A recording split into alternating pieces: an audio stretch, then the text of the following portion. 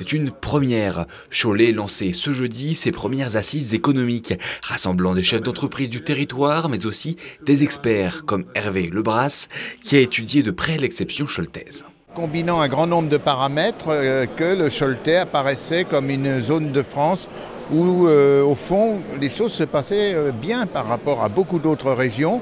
Donc, au bout d'un certain temps, je l'avais presque pris comme exemple d'une France où les choses se passent bien.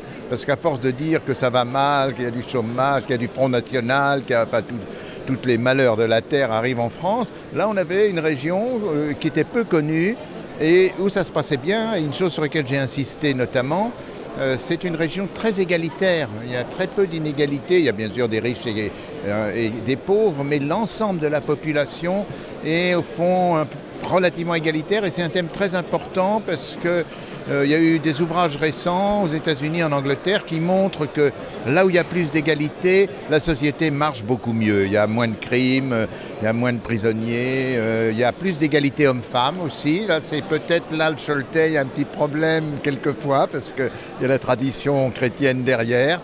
Mais enfin, ça avance beaucoup aussi de ce côté-là. La date de ces premières assises n'est pas un hasard, nous sommes en pleine semaine de l'industrie et le Choletais se place deuxième bassin industriel de la région.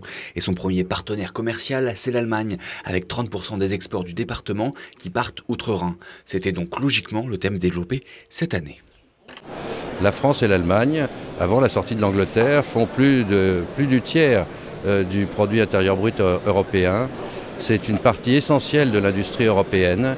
Et ce sont des deux pays qui sont extraordinairement liés l'un à l'autre sur le plan économique, sur le plan des exportations, des importations, des investissements. Plus de 300 000 Allemands travaillent dans des entreprises possédées par des Français en Allemagne et l'inverse est vrai aussi. Alors les acteurs se sont penchés sur la stratégie franco-allemande et même plus globale pour l'Europe. Mais ces assises sont surtout l'occasion d'échanger sur des dispositifs qui marchent très bien à l'étranger. Parce qu'en Allemagne, on a un système exemplaire d'apprentissage dans les entreprises. Le soi-disant système dual, c'est-à-dire aller à l'école, à une école professionnelle et en même temps faire un apprentissage dans une entreprise. Alors je crois que c'est au niveau des entreprises, non seulement on peut échanger des produits et des cadres, mais également les apprentis.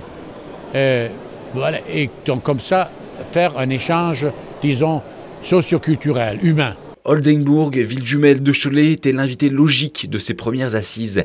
Les deux villes se sont penchées sur une nouvelle page de leur amitié, un nouveau concept de jumelage économique.